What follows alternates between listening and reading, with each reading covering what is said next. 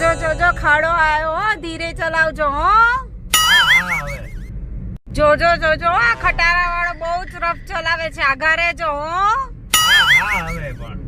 આબુ વાળા રસ્તા છે ને એટલા વળાંક વાળા છે ને, તમે ઘેર અને બ્રેક માં ધ્યાન રાખજો હો.